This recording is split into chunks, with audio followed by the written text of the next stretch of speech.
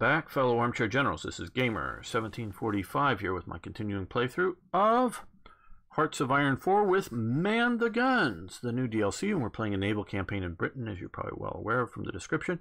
If you haven't already, please subscribe to the channel for more of this series, and like the video. Really do appreciate that so much. So, we're going to continue this from where we last left off, moving forward.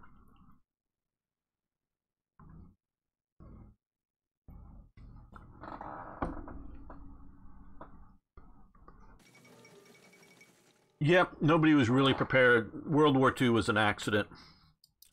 The Olympics. Hitler just wanted a war with Poland. And he was mostly prepared for a war with Poland. But just wanted that. He didn't think the British and the French were going to fight over Poland. And he secured the temporary alliance with the Soviets to deal with Poland. That's what he wanted to do. Japan wasn't prepared for the big war with China. They just wanted a small war with China and grab off a bite of China, as we've talked about before.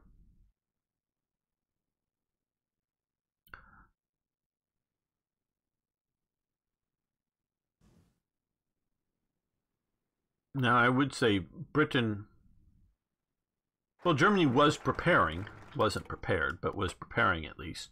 Britain was preparing. France was also preparing. Yeah, we're going to continue this. Get an extra research slot. Might as well get that early. So they were preparing for war. The Dutch, the Danes, the Norwegians, they thought they could avoid it like they did in the last big war. Just sort of stay neutral, stay out of it.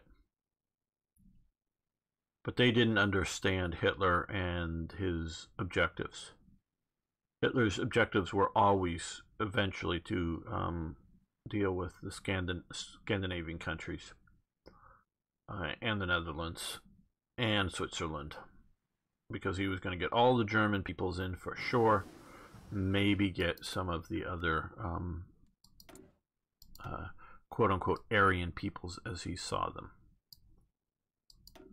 Okay, see, we now have this because of that, but from the industrial research, but we're not going to waste, we're going to wait on that until the time is right. Just looking here to see.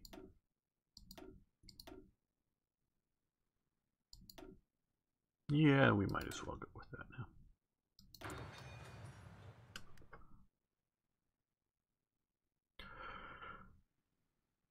But, you know,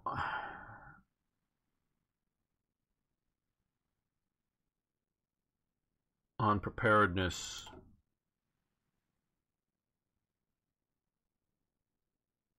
I think it's criminal for nations not to be prepared for war.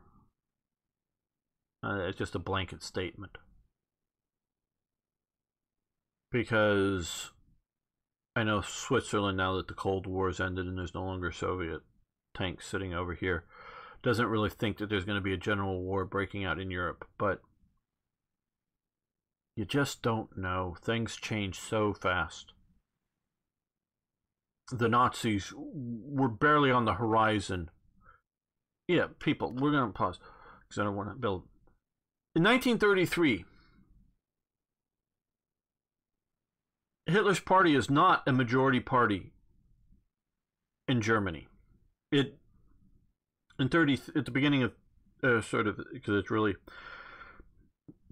at the beginning of 33, Hitler only comes to power because they have the biggest party, not the majority party, because there's Social Democrats, there's the what is it, the DP, the Deutsches Party or whatever, you know, sort of the nationalist, you know, Hindenburg's party.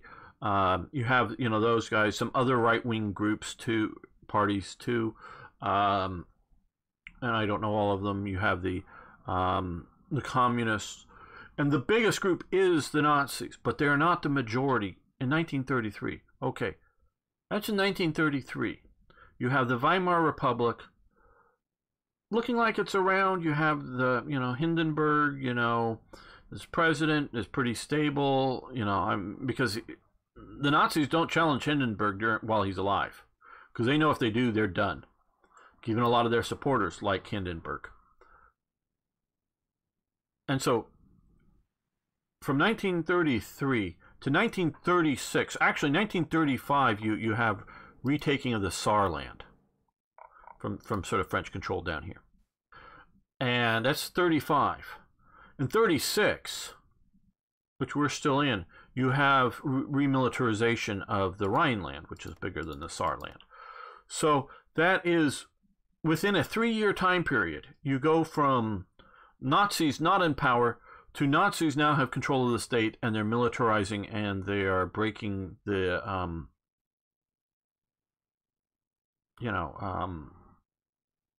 the Versailles treaties, and some, because it's not just Versailles, but there's other treaties, and they're breaking all of those things. And so that's in 3 years you go from nothing to something. So what's the world going to be like 6 years from now? 6 years. That's double the amount of time. And AZAD, Europe simply doesn't have the manpower anymore to wage war. I'm not saying waging war. All Europe is graying. Well, that may be true too. There's difference between. See, I also think pacifism is a criminal philosophy. Just criminal pacifism. But the opposite of pacifism isn't aggressive militarism.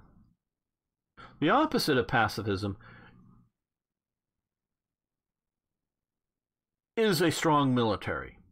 It doesn't mean that, oh, hey, there's a war somewhere in the world, let's go send troops into it just because there's a war somewhere. No.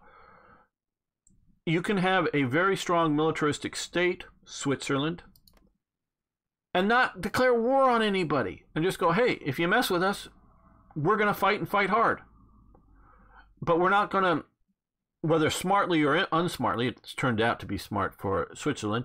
It didn't, whether they could have, if they were more militarized state, I don't know that they would have been left off the hook. And I have, in my videos, last German series, and we'll get into some more of this, David Frankfurter killing Wilhelm Gustloff probably saved Switzerland from being invaded.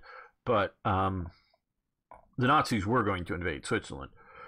The Nazis have to invade Switzerland, because you can't be a Nazi as Hitler without invading Switzerland. Why? Because the basic fundamental philosophy of National Socialism under Hitler was that the German peoples must be united in one state. No German peoples, at least in Europe, because I say that because, you weren't going to deal with America. He was looking at Europe. The German peoples, and that doesn't mean the English peoples or the Scandinavian peoples or other quote-unquote Aryans. I'm talking about the German people. All the German peoples had to be unified into a single state. That was a core fundamental tenet of National Socialism. So either you have to extract all of the Germans out of Switzerland, or you have to invade and take the German territories. There's no two ways about it. But because they were so well armed, Hitler was waiting to get the war over with first. And so they work. But they weren't going to save themselves in the long run if Hitler won. Their neutrality is purely banked upon the idea that the Allies are going to win. Don't need a major advantage, necessarily a decent technological advantage. Yep, JP's right on that. Hey, Django.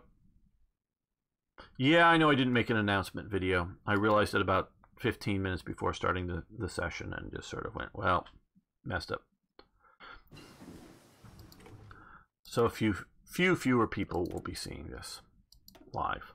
Okay, we're still in 37, so we're skipping that.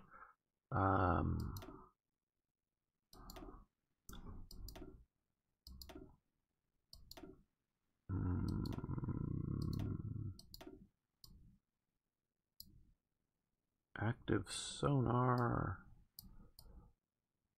better shells. Yeah, let's go with active sonar.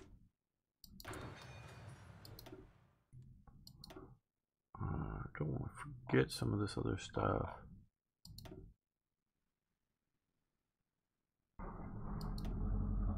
Let's do better tanks as well.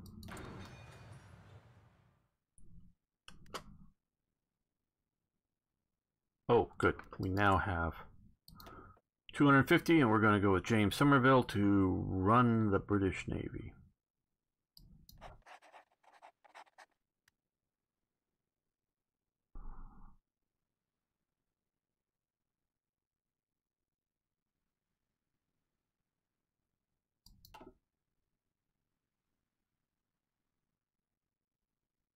Oh yes, yes, yes. I think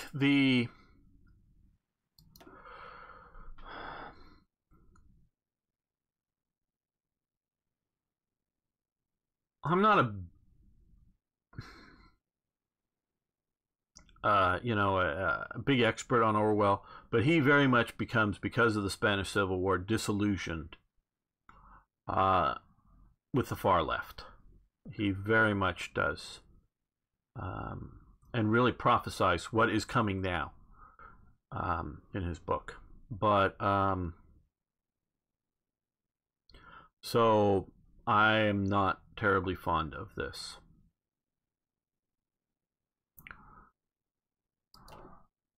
That doesn't mean he was against social welfare programs. There is a difference. So far, they've been doing fairly well in keeping the Spanish Civil War balanced out.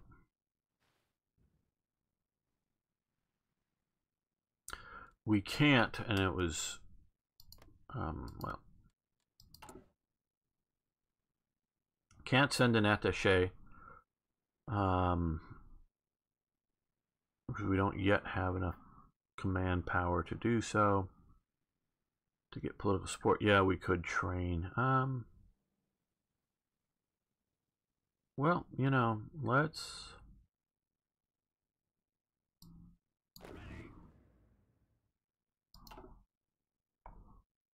do that. Let's who's going to be our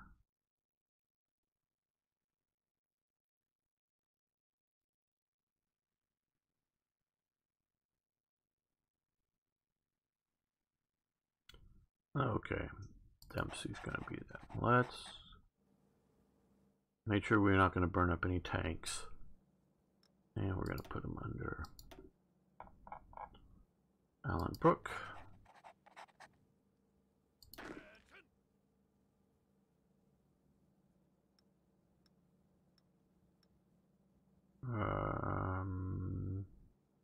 Not used to doing this, quite honestly. Where's the training button?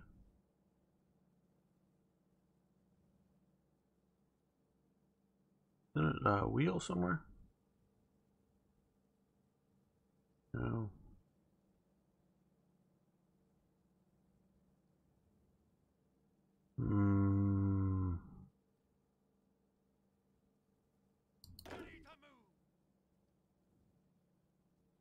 Why am I not seeing it? That's for the air power. I know.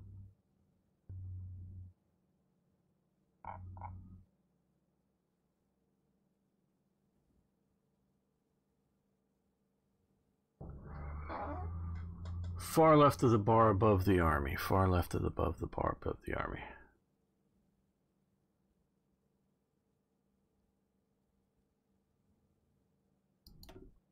That's the insignia.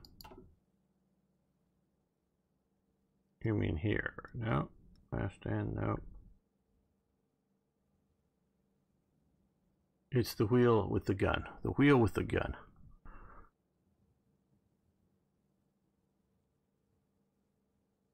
Boy, you can tell I'm not used to training because it's waste of equipment, and you don't really get a lot of benefit. But I was trying to do that.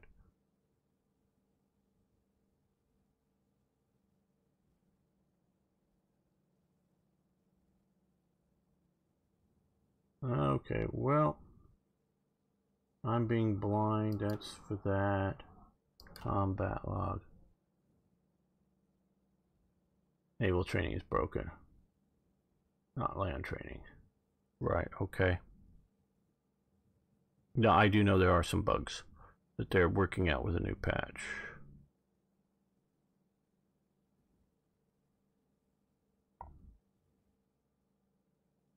Why am I just not looking at the right place, probably?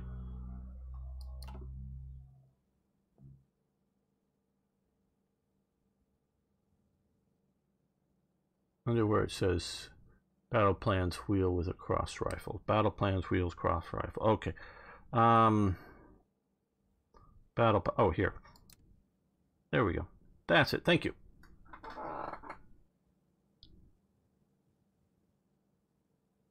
M1A3, as I understand it, is basically an M1A2 that comes with a tusk. Already on it. I don't have much info on it right now. How do we get into M1A3s? I don't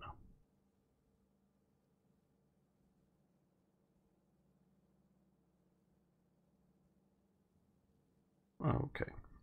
So that will hopefully generate us some experience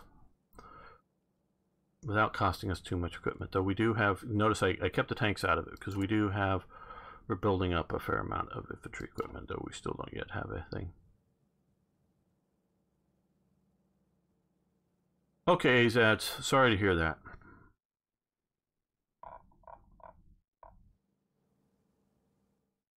Because I desperately want to add anti-tank and more artillery to my divisions before the fight with the Germans. But I also need to build up Navy experience. As we can see, we're building current experience there.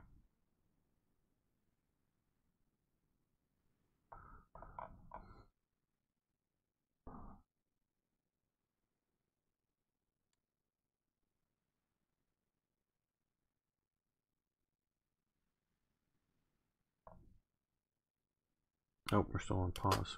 Rock on. Come on, people.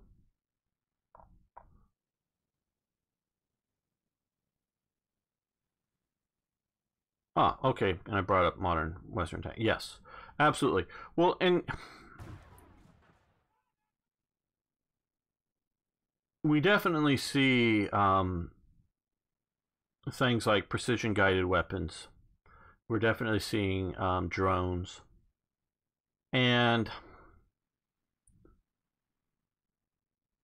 there are different ways of fighting, and to this day, with the wide availability of Kalashnikov rifles, means you can't just show up with a few Maxim machine guns and decide to rule Britain. Rule India. Sorry, I was thinking of Britain, but ruling India anymore. You can no longer just conquer and occupy it, because the playing field for occupation has been leveled considerably. But and so the idea of Britain today, the disparity for occupation is such.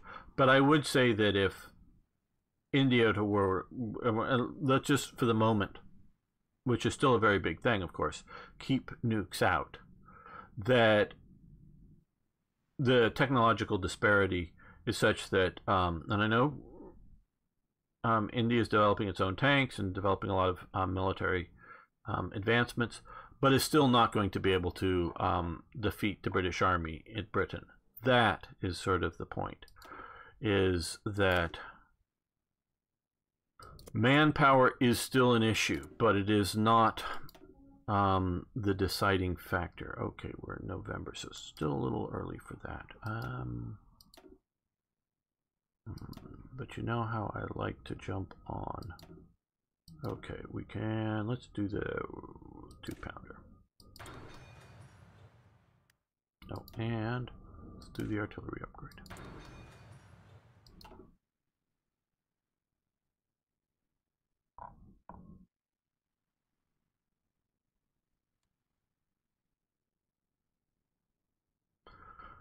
Yeah, we're going to do anti-air as soon as we get enough experience to add them to units. We're starting now to build military factories. But as soon as we get our, we're getting there with infantry equipment built up. Speaking of such,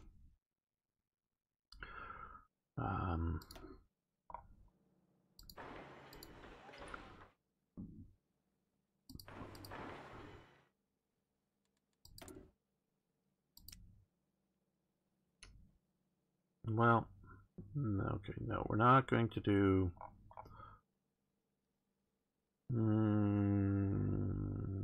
You know, I'm thinking of that. We already have tanks in production, anti-air. Yeah, no, we want trucks in production.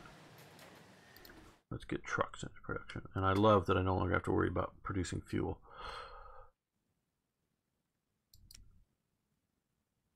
Submarine hulls, yeah, well, we're not doing that yet.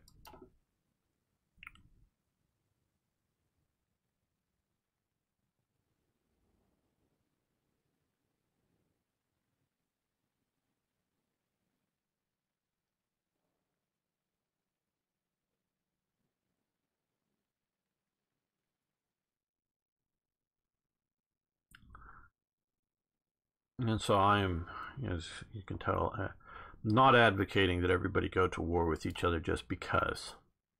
I'm not advocating militarism. One of the reasons the left doesn't like the military is they're potentially their worst opponent, and it's domestic opponents, because we can see why the left has long, I mean, since the beginnings, the left has long feared and hated the military. The Soviets put the commissars in power because they don't trust the army officers. And we continue to see that. And to this day, they despise and distrust the military. But they like and love the police.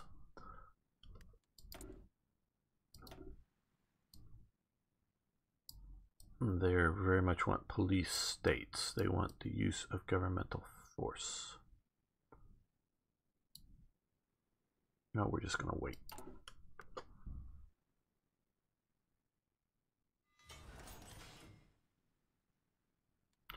We are going to put things into production.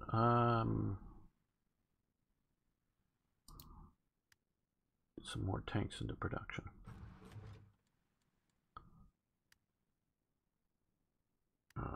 Modified government. I think it's now time for yeah, military factory speed, developmental speed. We want that next.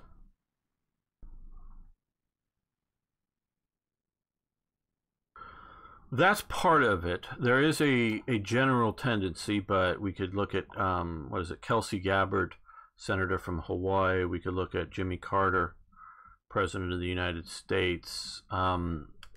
It's not a universal thing. Mike, and I'm following him on Twitter. He's recently written a very good book, Legion versus Phalanx, and in the one of the special forces branches, I forget, but he's very left leaning, very left leaning. So we're going to actually, yeah, let's get that. Yeah, no, let's do this one first.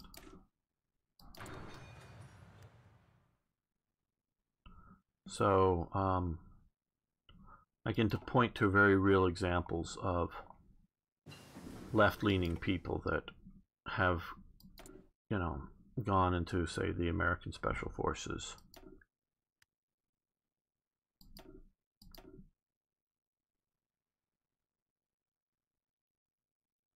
Yeah, I was sort of hoping for that before we got there. So you notice this is 110% because it has Commonwealth bonuses. This one doesn't, because we're going ahead fast, but we'll use our 100.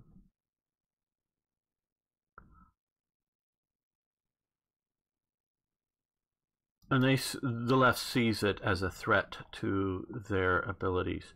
And we can see this also in the Nazis. Well, who does Hitler fear? The army. Hitler's always, from the start, Hitler fears the army. Hitler starts to breathe a sigh of relief once about around 1936 comes around, because you've introduced conscription. So now you have, instead of a small professional army, you now have the masses that are conscripted into the army, and ever so many of them are Nazis, particularly SA men. And so that now you're getting large numbers in the ranks that he believes are loyal to the new regime, as opposed to loyal to the military hierarchy. So you see Hitler's biggest fear is the army. Domestically, he's not fearing the communists, he's not fearing the socialists, he's fearing the army. His main counterweight is, of course, the SA, not the SS. That is only in the very, very latter days of the war. The SA is sort of the strong power at home. Okay, so we got that. Royal, which gets us some more military factories, and very helpful. Now we're going to come over here, and we're going to reinforce the empire. We're not going to be silly and give up the empire. We're not silly. We're going to do that. And again, which I do like the idea that we can see what we're going to do, which we're going to develop some of these guys and other things. So we can't really fortify Asia if we go down, disbanding or breaking up the empire. Okay, 4 new military factories. Let's go with that. Interwar bombers, get that into production. How are we doing with artillery and support equipment? Very good. And now, hey, thanks for following the channel. Really do appreciate that. Okay. I think, well, we do want a lot, but we're going to dial back these by 1 and 1. Okay, which will allow us to do naval bombers of a sufficient number. And I think we'll also do just one thing of close combat. And we're going to start towed anti-aircraft into production, I think. And another Hurricane. So we're expanding another factory doing it.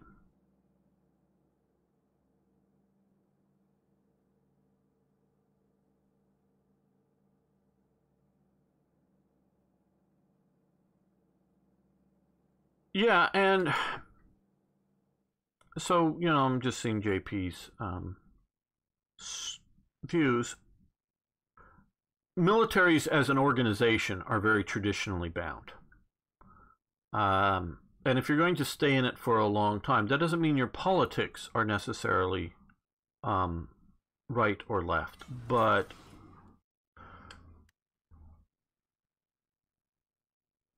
you sort of have the idea of what are your, who controls the military, and it changes from government to government, and where it's a loyal hierarchy that is not responsive to, say, the French Parliament. It's responsible to the highest ranking general. And so if you have like the French government, who it feared the most leading up to World War II? The professional military of its own country. The French government feared its professional military. Notice I'm saying professional. And this is partially why Charles de Gaulle, who writes a book in 37, 38, somewhere around there, towards a professional army, because he tries to do it privately. He tries to get his theories on tank warfare done privately with the army, but the army sort of rejects it. So he publishes this book towards a professional army. And I didn't realize this until recently. And this just horrifies the political establishment in France, because the one thing they hate or fear, and that's why they hate it, because they fear it, is the professional army. They like the mass conscript army of France, because that is the people of France. So they do not believe the mass conscriptive army, the army of France, is going to overthrow the French government. But they fear a professional army. Now, of course, Charles de Gaulle wasn't thinking in those terms at all. He was thinking of a professionally trained, longer service military that was going to be a modern mechanized force instead of a mass force of bodies. So, yes, you can see that there. Thoughts on Mueller speaking out about Trump in Congress. I haven't heard Mueller speaking about Trump in Congress. That'll be interesting if it happens. What are you going to do with Britain? Hey, Soviet man, we are going to defend Britain. We're playing as the British this time. I don't quite. Adding AA to your divisions. Why? Because here, where is this?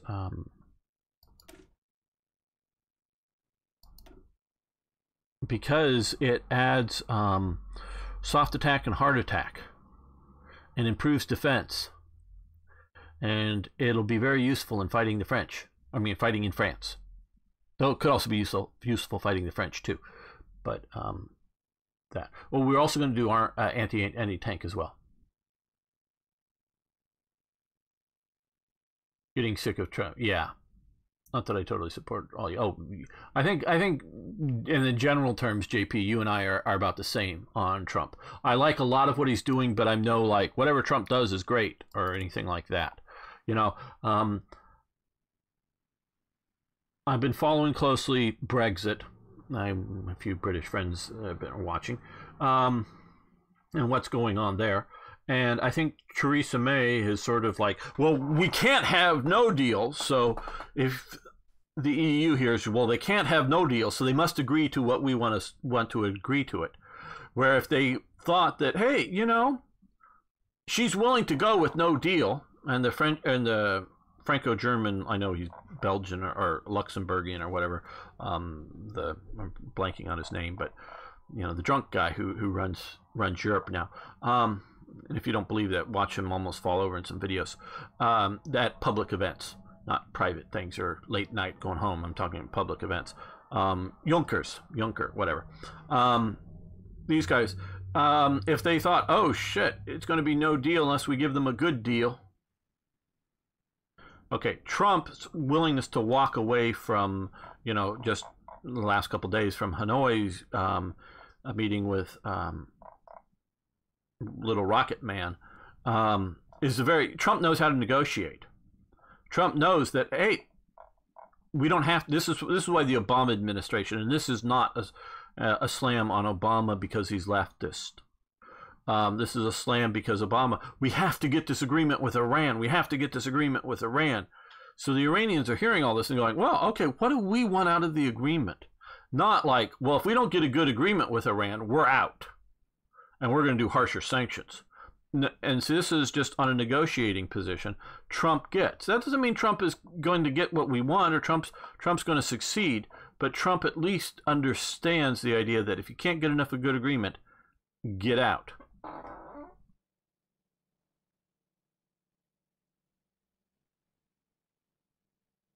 You should consider strategic bombing Germany's infrastructure to slow down their Western invasion. I don't know, Arno, but we are going to look at strategic bombing of Germany. I don't know if it's going to be infrastructure or factories, but that is definitely going to be a thing. Naval bombers, really close support, more tanks.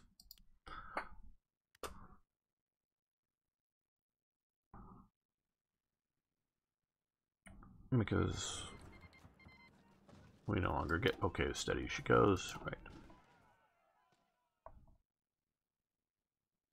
Now, how are we doing? Okay, we finally have positive balance on all equipment, including infantry equipment. Very good.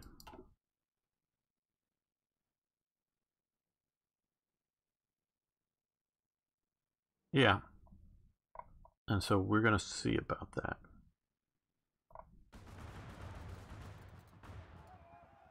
We're hearing the fighting down in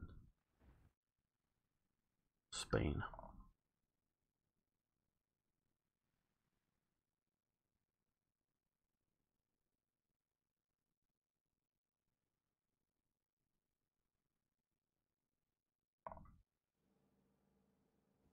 Oh, you're talking about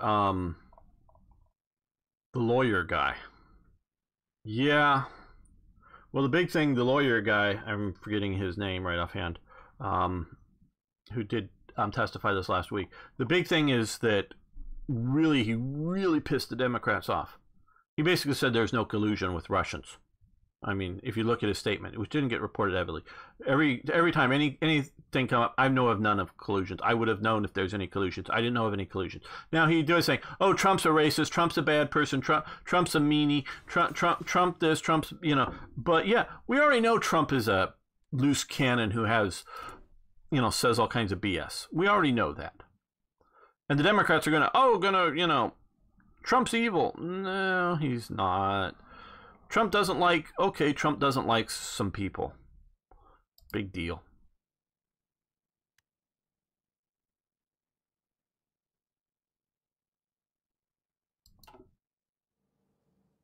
And so I'm just okay. Now let's come over here. And now we get the 40% bonus from our Commonwealth members who already have this. And because of my last playthrough, we want more fuel gain from oil. We're going to improve our refining capabilities. And we now have Matilda tanks. Though they're just defined as Matildas, not ones or twos.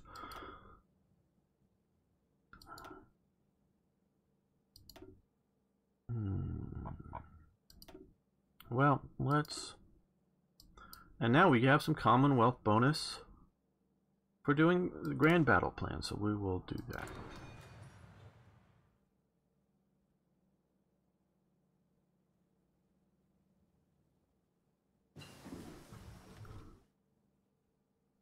After subscribers, maybe.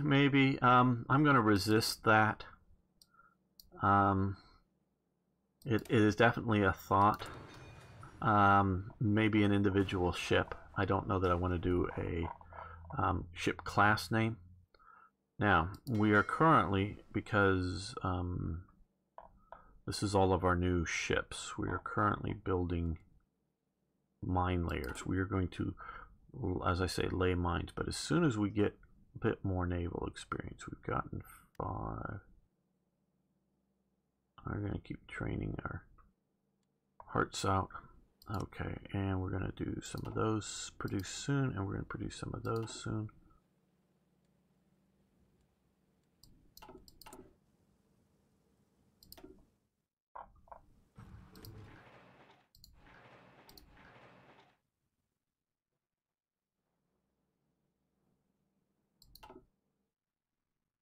I'd rather name them after people who participate in the chat here. And it may not be quite Arno 1940, but it might be Arno and JP and US Man. That I don't know. That doesn't sound like USA Man. Sorry, doesn't sound like a good British ship name. But Concentrated Industry. Not that it's not a good name. It's just for naming British ships. Okay, so and now because of Commonwealth, letting them sort of go ahead, we can now get air superiority cheaper.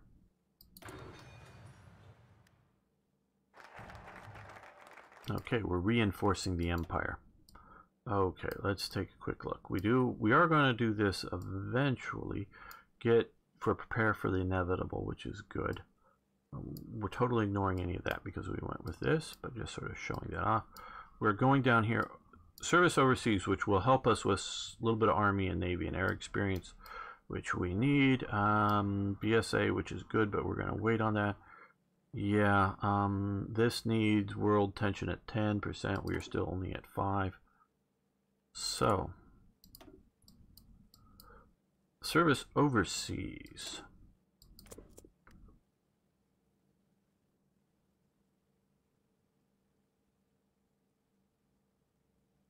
Okay, Matilda 1, the original Matilda, was a light tank in that it had heavy armor, but is it a 3-man tank or a 2-man tank? I forget. I think it's a 2-man tank, and it only has machine guns mounted on it, the Matilda 1.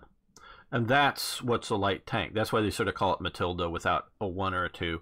The infantry tank, the Matilda 2 is what you're thinking about that was used in the Battle of France. That is definitely verging on a heavy tank. It might not be the heaviest out there, but it is definitely going in that direction. Yeah, anti-tank guns next.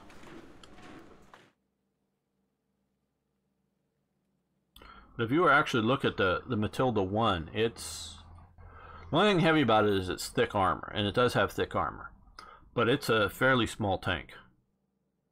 Yeah, but they don't. But please do note with this tech tree here, this does sort of look like a Matilda 2, most assuredly. I mean, it does. It's only just sort of because it's not that good, but they sort of call it that. This big Vickers thing is sort of a monstrosity that probably should already be done. I would sort of put it in between here and the Churchill, but they have to sort of follow the standard. Now we also have amphibious armor that has been added to the game. Okay, now we have more options.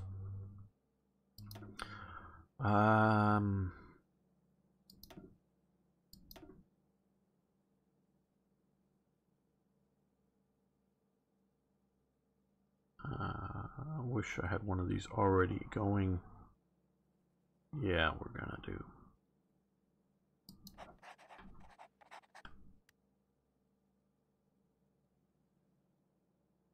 No, the Tommy Cookers was the alleged one was the Sherman.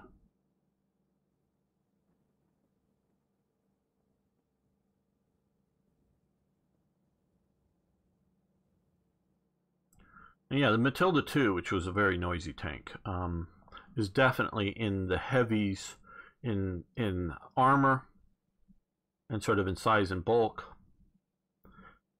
and sort of slow, and it is slow, but it doesn't have that big of a gun, so it isn't like in the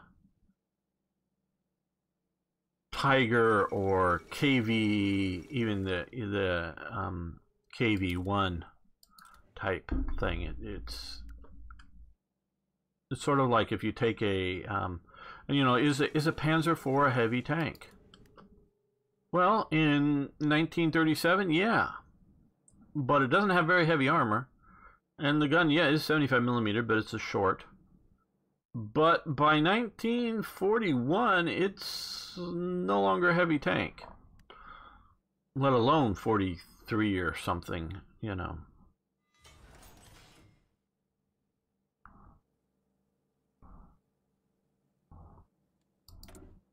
Now we will, we want to do that, get producing better tanks.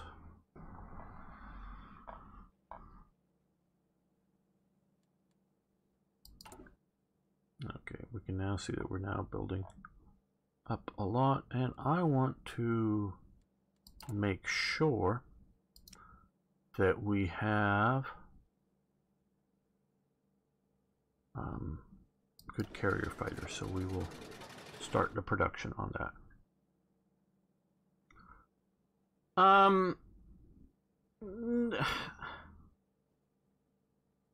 When hit, they had some tendency to to catch fire, but they've one person's looked at the studies, and the number of deaths in Shermans is actually some of the lowest tank numbers as a percentage. You know, numbers used in the, and looking specifically in the, you know, from D-Day to the end of the war in France for the Americans. So partially the reason is you can get out of a Sherman, especially the later models of Shermans, very, very fast. So they might catch on fire a little faster than some of the other tank model types out there, some of the British tank model types, but you can evacuate them a lot faster. Well, actually, no, it's the ammo is some of the problem. If you'll notice on the sides of the Shermans, depending on how you're facing it, on one side there's 2 armor patches, and on the other side there's 1 armor patch, and each of those armor patches are right on the outside of where there are ammunition stored. And so, yeah, the fuel is an issue and is very much part of it, but a secondary explosion / fire from the ammo is going off, I think, is the main issue.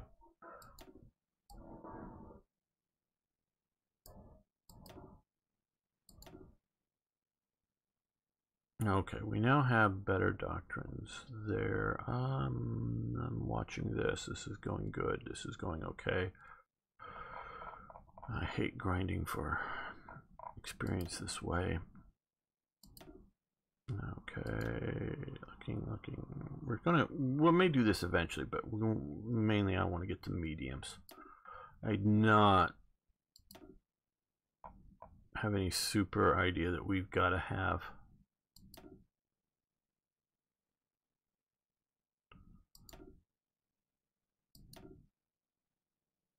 Some of the stuff I want to do. Heavy tanks for Britain.